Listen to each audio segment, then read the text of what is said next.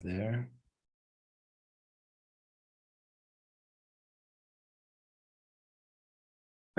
Welcome, everyone, to another episode of the Daily Freedom Podcast. I'm your host, Fernando Lopez, and today I have the privilege and honor of interviewing Shaun Cassidy. Shaun is an international business and financial justice strategist, a creative entrepreneur, and a digital content producer.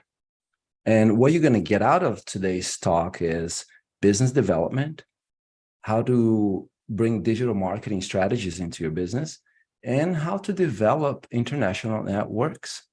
Shaun, welcome. Oh, I'm just really honored to be here. Thank you so much. You're so welcome. So cool to be on your broadcast here. Yeah.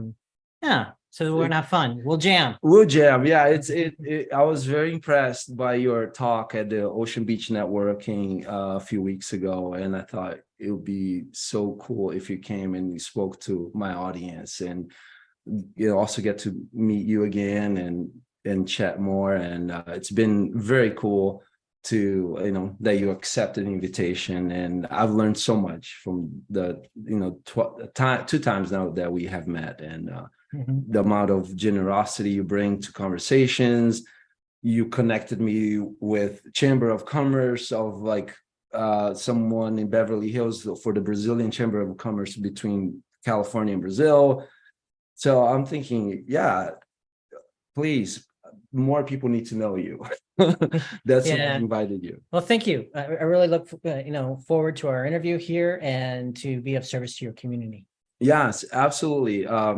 I think we can start with, why do you do what you do? And then where we're going to is, what was the turning point? So why you do what you do, and who were you before you become this person that you are today? In the early years of my life, we were talking, that I kind of grew up in poverty because my father died in a car accident when I was 4. So basically he's from Ireland, and we had 5 kids in the family. So my mom started to do that. So I started to be, I guess, an entrepreneur, or a person that had to be dependent at a really young age, learn how to make a living or make money, or provide to the family at a very young age. And that was the stimulus for me to be who I am now, to be a self-sufficient person. All right. So I could, kind of bring my world into other people's worlds. The turning point for me, it came when I got a full ride scholarship to the School of the Art Institute, because one of the ways I rose myself out of poverty was as a creative. So I was actually an artist before I was a business person. So I think like a creative business person. And I got a full ride scholarship to the School of the Art Institute in Chicago, and that got me into the big urban city, and got me to see a different world of life than I was growing up in. Wow. Fascinating. And I just saw some of your art for the first time. It's really cool. It reminded me of some things I saw in Mexico, in indigenous Aztecs and spirituality even. And so from being an artist to you started making money as an artist. So that was, tell us, because I have a lot of friends that are artists. Some make a lot of money, but probably most don't.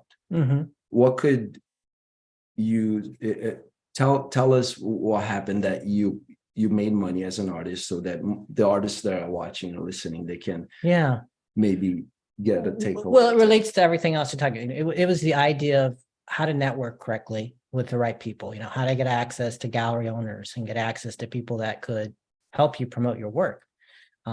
So that was the focus I would work on, is getting access to the right people that would allow me to develop my career. And that became a theme throughout all of my work for the rest of my life. Networking. And for people that don't know how to do that, what is networking? Networking is thinking in a way like a creative person, that you map out people connected to you and how they're connected to other people. So it's organizing people structurally based on interest and networks, like specific type of networks. As I go into business development, I think of market networks, so what market they work in and who are the people that are connected into that market. In the creative world, I was thinking the same thing. Like, who are the gallery owners, right? Who are the influential bloggers? Who are the influential writers? Who are the art critics? Who are those people? So I would just begin to organize them all around me to change the calculation of my success. Wow. As an artist, Yes, having those thoughts. yes. In early years of my life, when I wasn't thinking as a business strategist, I was thinking as a creative. Huh. I'm wondering that seems very strategic. So were you always like that as a kid? Well, you're talking, like I was saying, you're at a necessary need. Yeah. You figure out how to be a person that can provide things for yourself. You can look at this and say you can't do anything for more, or you can look at it and say this is an opportunity. Right. So that's the way I looked at life from a very young age. I really didn't have much of a choice but to have success in some way, right? Yeah. I mean, you learn how to swim or you don't learn how to swim. It forces you to adapt, to innovate. Yeah. Right. So my early life made me an innovator at a young age, and then I realized that getting access to people was key to everything. If I couldn't get access, I couldn't do work, even creative work, if I couldn't get access to human beings. I couldn't do work with inanimate objects. I had to always work with people. Wow. So I'm thinking here for one, if someone was to map out what happened, is there was necessity, a high level of necessity. Yes. Even desperation, which I can relate. Moving from Brazil to the US, my parents had to borrow money to pay for my room and board at the boarding school, the airplane ticket. And I said, Dad, I promise you, give me 1 year, I'll pay you back. And it was around that time that, start sending money back home. Right. It was a level of desperation. Yeah. But it was a level of responsibility too. Yeah. Right. Like you had to take responsibility for your own life, and that you had to give back to the gift that was given to you. You have to make it right. Yes, absolutely. So then you made money as an artist. You realized that people have access to people is where is the key to success. Then where did the business side of you start developing? What was the transition from artist to business strategist? So I was a successful artist in Chicago, in the urban city, and showing in galleries and everything. And I decided to do something kind of radical, which was go in the military, from a creative to a military. So I enlisted in the Air Force. The reason I did that, because I wanted to travel, and I didn't, I wanted to see things. So I went from a very radical thing to a very different kind of lifestyle. And I was sent to Texas. I tested well when I was in it, and they put me in an area, special duty assignment, they said, because he's kind of, I think they saw me as kind of a rebel and a bit, like I might not listen to all the orders. I was too in the creative realm, but they liked the way I tested. So they put me in early computer work, and I worked in a field operating agency in Texas, in San Antonio. They taught me computers. So the military taught me computers, and then later I would do like classified work, or they would train me to be a hacker on computers. And then I served in the military doing that for about 6 years, and that would change the course of my life. Wow. And to start thinking in ways that a hacker would think must have been something. Yeah. Yeah, it was all about information at that point. So I said, early years, I thought, access to people is that. But then after I did that, because I remember when I left the military, they said, sign this work, do this, can't talk about what you did, and I was like, okay, but I was dealing with information, and I could see information in the world, and I could see classified information, right? So I was like, well, which is real? So I knew right away there was there was information out there that was real information, and there was information that was partly real. And I began to think about information differently because of that. and then information related to how it is presented to the world. We're getting deep here.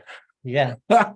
So you can see how that collaborated into from creative mapping out access to people for a creative reason, into an area where I'm mapping out data information hooked to people.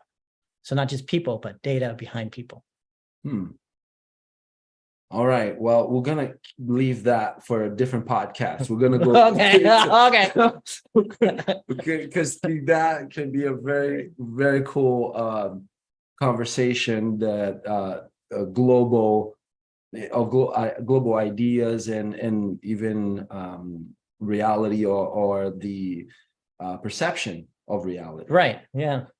It changed my perception of reality, so that time there changed my perception of reality, because when you deal with information that is not supposed to be seen by the public, right? So then you realize that there is information like that, just not supposed to be seen by the public. Got it. Awesome. Okay, so let's go back to the business. So you then you added this new talent skill to yourself of ways of thinking that have to do with information. Yeah. How to process information. Yes. So now before then you had access to people, now you have access to information or how to use information. And now you have those two superpowers, access to people, access to information. Right. And now that's the new you out of the military. Yes. And then what happens next? Well, so I get out of the military. I go back to Chicago for my first year, and winter hit. And I had been in Texas for a long time, and I had been outside the country in the military, but mostly in warm environments, not in high winter environments. And my first winter there, I was like, I just can't take this anymore. So I'm like, I'm going to go back to a warm environment. And I went back to Texas. I'm out of the military. I might need to look for a job or a gig. At that time I was thinking about being a person that was an employed person, because I was still supporting myself. I didn't have any support. So I got picked up by a startup. And that startup was the internet company called Travelocity. Oh, cool. Yeah. So I was like one of the early employees of Travelocity, the internet company, the travel company. And that's when I got into the world of e-commerce and how things work and selling products and services online. What year was that? That's the early 90s, I guess. Yeah. Right. Yeah. Travelocity. Yeah. 90s. Travelocity is before Facebook. Wow. Yeah. It's very early. Yeah. Amazing. Okay. So you started working with them. My gosh. Okay. I didn't have a computer until 1997. So I don't, Yeah. No, actually, no, 2001, I think it was my first computer, 2001. Yeah. So, the first thing to be disrupted online for selling was travel. So it disrupted, mom and pop travel agencies were just, kind of obliterated because everybody was buying travel online. And that was the beginning of it. That was one of the first companies to do it, to purchase travel online. Fascinating. And PayPal, then were people paying with PayPal at that time? They had credit cards and they paid with that, but you couldn't really use PayPal in that way in the beginning, but later you could. Oh, okay. Got it. Yeah. But PayPal is also very early. Yes. Got it. Okay. So Travelocity, stayed there few years. What happened then? Yeah. So I worked with them and learned all the kind of e-commerce area, started to train people internationally that were a part of the group because they were based in US, based in India, so my role would be kind of to train the people in India that were doing their call centers and then later the US centers. And I would train them on e-commerce and that and help them with speaking properly and so all those things. That was one of my roles at Travelocity. So later one day they were getting close to getting a buyout. Eventually that company got bought out by Expedia, which is a bigger animal than them. And I was there during that time. So I decided to get out of Travelocity after the buyout. And that's when I started to go on my own and just say I was going to work for myself. Very cool. Fascinating. Working for yourself then, was that consulting? What did you do to work for yourself? Well, when you put those three areas together, right, you got a creative person that thinks about access to people, a person that focuses on controlling of information and trained them by that, and then a person that understands the idea of internet commerce. I put the three together, and the first person I would do is I start looking for a talented, pick out a person to work with, and I would take all these kind of skills and see if I could actually help them do really well. And so my first 3 or 4 clients started to get some international attention, and I knew that I had got a sauce. I had developed something. Wow. Fascinating. Tell pick one, please tell a story of one that you want to share. Here in San Diego, there's a well-known woman that I work with. She's an inventor called Frances Prado. And you'll find her everywhere online. And when I worked with her, she had an idea on a napkin. You know, she was an executive, worked her way up to be one of the first women executives at Costco, running a store, back office. And but she came to me and said she wanted to be an inventor, and she had an idea for an invention. So I structured her access to people and helped her pitch, help her get access to her investors. And then she had a really great opportunity because QVC was looking for the next great, female inventor. So she got sent to Florida and competed with 100 other women, and she won the pitch. Wow. And she got her 15 minutes of fame on QVC. And after that, it started her career as an inventor. So she's still to this day a well-known inventor, but she's also involved in other things where she does her own podcasting, and she's worked with people from Shark Tank so that's one of those people out there that I've helped. Fascinating. Wow, this is great. And what do you mean you look for people with talent? What does that mean? What kind of characteristics does a person with talent has that you go, okay, that's what I mean, is they have this, they have this, they have this. Like, what are 3 things that what does talent mean to you? My role as a business strategist is to accelerate people, So I can already see they have gifts, So when I'm looking at gifts, is I'm looking at what I were innately born with, like at birth, because I knew that I think after my father passed, I was gifted an artistic gift from him. So I viewed it as a positive way of thinking, because I started painting and drawing right after my father's death. So by 5 or 6, I'm painting, I'm drawing, I'm doing it on a constant basis. So I said, well, this could be, it's part of me, it's innate in me. Maybe this is what my father gave me. And he also gave me some other skills, his spirit came into me. And so I believe that I work with people because I think they have innate gifts that were born in the time of birth. So I'm looking for those gifts initially. And I think all people have gifts born at birth. They may not recognize those gifts, but I'm looking to see the gift that they were born with. The second thing I'm looking to see is their desire to use the gift. Okay. And then the third thing I'm looking at is, are they willing to do the work with the gift? Do they have it? Do they have the desire? Are they willing to do the work? Yeah. Because the work part is the part that keeps, you can be very gifted. You can have a creative, let's say, God-given gift, if we wanted to give that. But if you don't work the gift, it never manifests. Yeah. It reminds me of the parable in the Bible that I think there were 3 sons and they were given something. I think it's called talents. And then I think 2, they did something good with the talents, and then 1 didn't. He just hid his talent. And when the father can't return after a few months of traveling, I think 1 had crop, the other 1 had more animals, and the 3rd son didn't do anything because he didn't use the talent. Right. Or whatever the word is from the Bible. That reminded me. Yeah.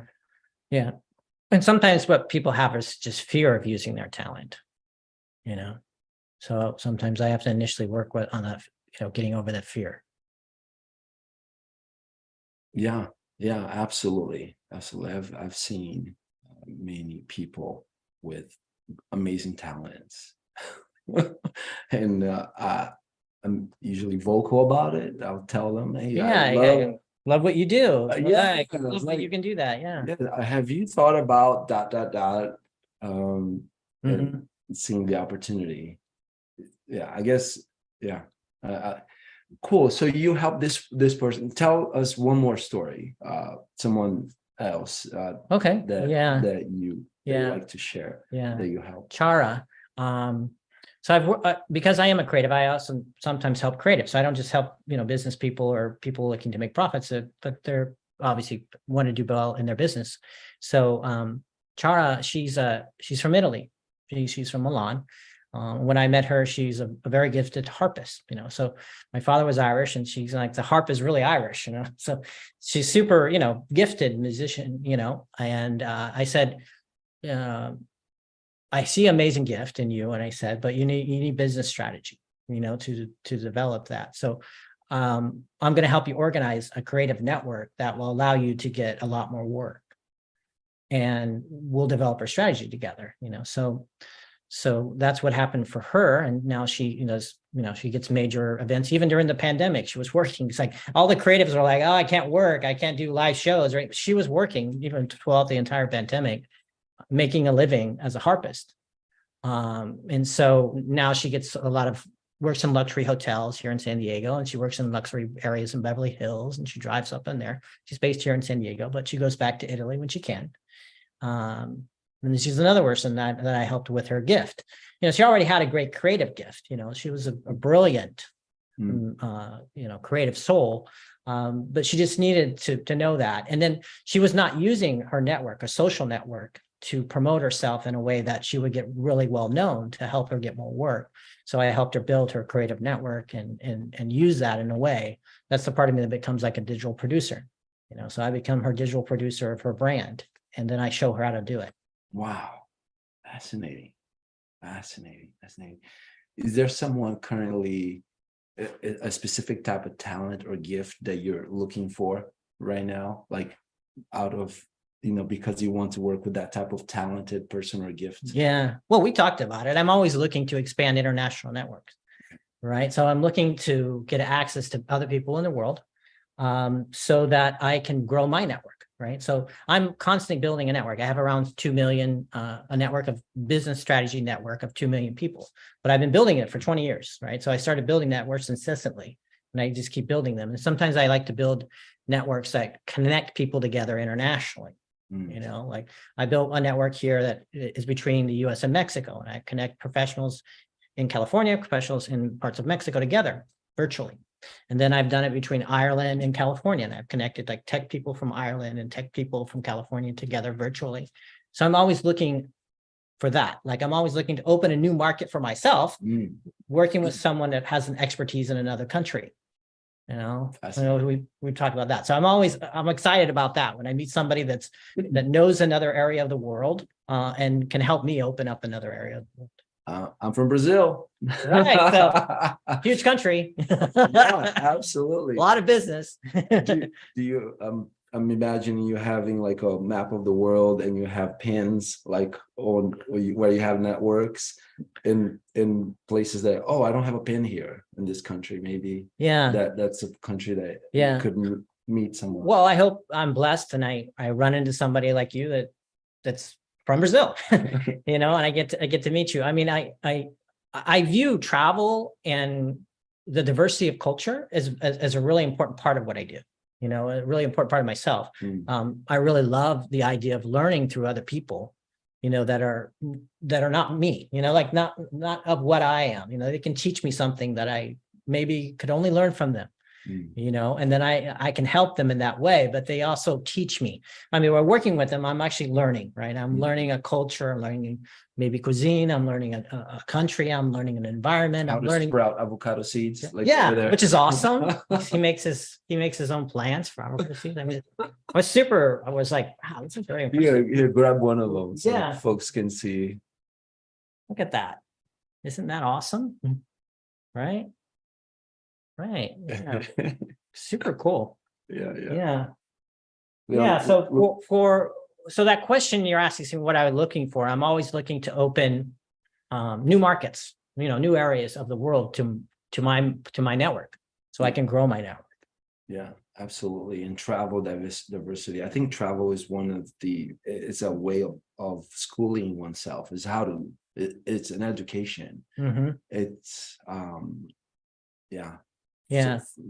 yeah, I've learned more and also travel, something about travel. Whenever I travel, it's when I have the best ideas. Something about being in a different environment, the stimulation of ideas while Mhm. traveling. Mhm.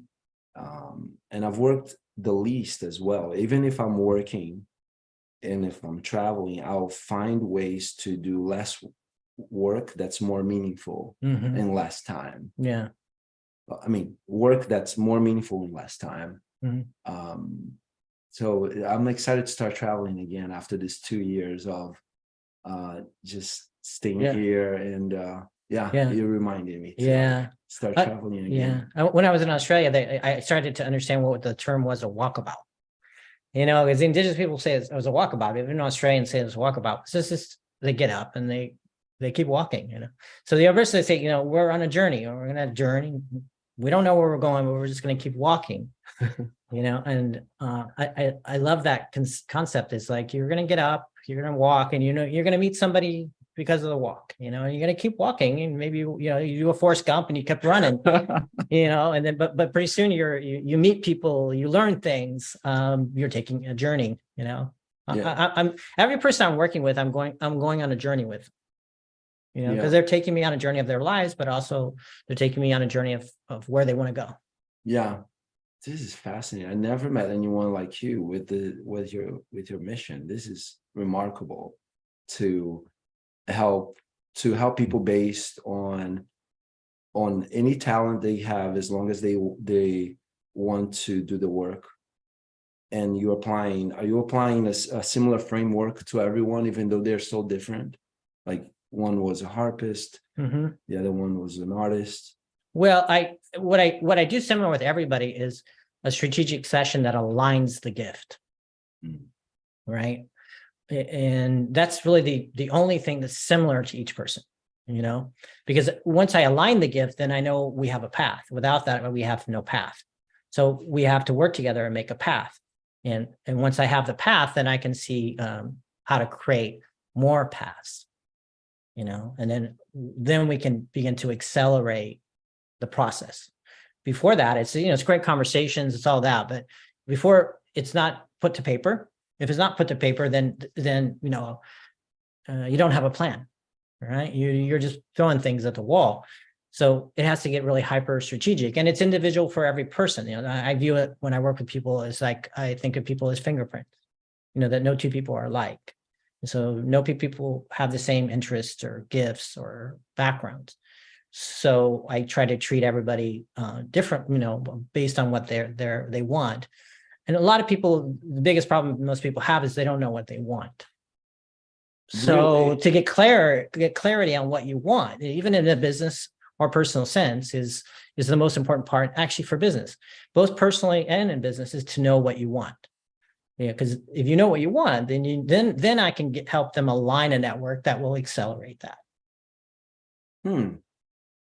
So getting clear on what they want is necessary to align the gift. Once the gift is aligned, a path opens, or paths will There's open. never one path. There's always multiple paths. Yeah. In the beginning, a lot of people, when I do these kind of initial sessions with them, they're looking for, you know, the green pill or the blue pill in the matrix, or they're looking for the A, B, C, D, E. You know, how do I do this from this? And they don't realize that whatever movement they make creates another movement. So Mm, then it's always, you know, business development is always organic. It can be precise strategically, like we'll develop an event together, we'll do this, we'll build a network together, we'll do this. Well, that's strategic, but at the end, that leads to something else.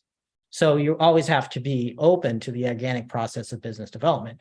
And if you get too finite in the mind, you know, looking for black and white answers in business, you're going to be disappointed, because everything in business is organic. mm. It keeps growing. It is like a plant. You water it and it grows in a certain way, but you can control, you know, you can, even like you put the plant and you put it a certain way, it'll grow that way, Yeah. or you put it, it'll grow this way. That's what you can control, but you can't control the nature of a plant growing. Well, I mean, you could kill it, but that's what would happen too if you didn't water your idea. Mm. Yeah, yeah, absolutely. I love that analogy, that it's organic and there are a few things that can be controlled so that the plant, the roots are strong and deep. That way, you know, the stronger the roots, the higher the plant can grow. I love that. Yeah. And when I work with young entrepreneurs, they often ask me this similar question. They say, what's entrepreneurship? You know, and then oftentimes they will turn to me, oh, it's about making money, about profits. And I said, you know, it's not really about that. It's about controlling time. Controlling time. Yeah. Hmm. Yeah. So the time is the thing you can't buy and you can't get back. So as an entrepreneur, what you're doing is stopping and starting time for yourself and others. So if you have a product or service, you're taking the attention to that for that moment in time. Therefore, you're controlling the time of the person purchasing the product and service. If you're doing it for yourself, you're trying to accelerate your ability to work with people in a certain way based on time. Fascinating. So time is the key of entrepreneurship, and controlling time is what you actually are doing as an entrepreneur. Wow. That's deep. I get that a lot when I say, but yeah, no, because I tried to study what was entrepreneurship for a long, long time and try to figure out successes of people and why they weren't successful. But it came down to that abstract. It's like some people use time in different ways. The usage of time. Yeah, and how to control that for some clients or a market or a niche, right, or a problem or a solution. Or a solution, yeah, exactly. Yeah, you're starting to get deeper into how I work with people in that way. So a lot of people say when I talk, they think it's in the abstract sense, but when I actually structure things, it doesn't seem abstract anymore. It becomes an alphabet after that. It becomes a structure. It becomes a language. And then it becomes a language people can understand once they align it, you know, and then each person, I believe each person is here for a reason.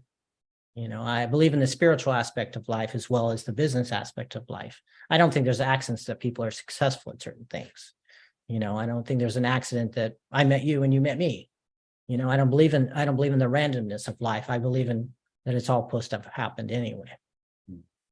Wow. That's wonderful. And I remember you sharing with me and also at the OB networking about stoicism a little bit. Can you touch a little bit? Yeah, a couple of years ago, I got deep into studying the Stoics, and it was a way of helping me think of life, especially the shortness of life. So the Stoics view death in a different way. You know, these are the ancient philosophers, right? They think that every day when you wake up, you're closer to death. You know, so every time you meet somebody, you're giving your life to somebody. You're giving your life and your time to somebody. So the things that I've learned from Stoicism or studying Stoicism is to realize that every day I wake up, I have to do the most I can do in that day because I don't know if I get another day. I don't know if I get another day. So if I want to make impact in the world, I have to be present and do the most I can do in that day. Because I only get that amount of day. I may never get that day back. And of course, that helped me with my father's death. Even as a young man, you never really get over the death of your parent as a young child. But it helped me heal that part of my life that was always a part of me that I had to do. So Stoicism, in that way, the study of Stoicism has helped me understand life a little better. It's one of those things that not to take things for granted, in other words. You don't know. And you could have everything. You could have the beautiful house, the money, everything, but you could be gone the next day. So what does that mean? You could be hit by a car, or you could die in a car accident. You could, be in a storm. You could be in an earthquake. Like we see in this world, and there's all these people have died in Turkey and Syria. They had dreams, they had desires, right? So yeah, you just don't know when it's going to come. So you might as well make the best of it. Gonna let that sink in for a little bit. That's very Stoic. So when you study the Stoics, they study a lot about the meaning of life, and philosophers, and they study death. Yeah, yeah, absolutely. After reading some books by Tim Ferriss, Ryan Holiday, I got a little bit into it. Yeah, and he's a big Stoic, Ryan Holiday. Yeah. Yeah, it's really, really cool things. Well, I just got the alarm here on my phone, so maybe we have a few more minutes to start wrapping up. I know you have something you need to do. So how can we start closing this conversation? So we talked a little bit about digital marketing strategy, a business content producer, development of international networks. How about business development? I know we did talk about business development a little bit. Let's talk a little bit more about business development that you help people with.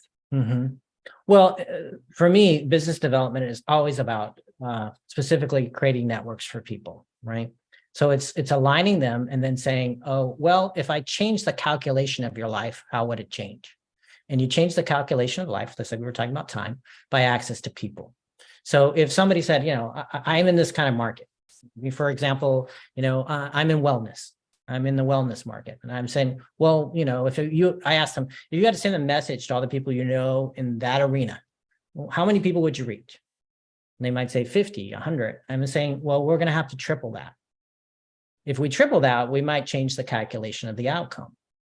So that's where it goes back to my world of information. I'm basically using a mathematical algorithm, which is how the social space is run. The social space in itself sells your data every time you log into it. It's a data filter. It's organizing your habits. It's organizing what you buy, what you sell, what everything. And I'm reversing it in a microcosm. So I'm saying, well, of course you're doing that, but I'll do that for individuals instead. Wow. Yeah. So I leverage what they created against them. Right. Wow. That's remarkable. Using what the social networks are using for themselves, but you're doing now this for one individual at a time. Right. Yeah. So I will take a person and they might say, I have this kind of following, and we will triple it. We will triple the following. So the message reaches a lot more people really quickly. Wow. That's wonderful. And I know you have a gift for the folks that's still with us here, listening and watching. But before we talk about the gift that you have, if people want to get in touch with you, how can they get in touch with you? Yeah. So the part about Travelocity, when I was at Travelocity, that's early years of internet and social space. That's the beginning of the social media. So first social media out there, one of the very first anybody was ever developed was LinkedIn. So that predates Facebook, it predates Instagram, predates YouTube. And so I was the beta test of that while I was at Travelocity. I was asked to do the beta. So I've been doing business development, networking on LinkedIn since the life of LinkedIn. So it's over 20 years.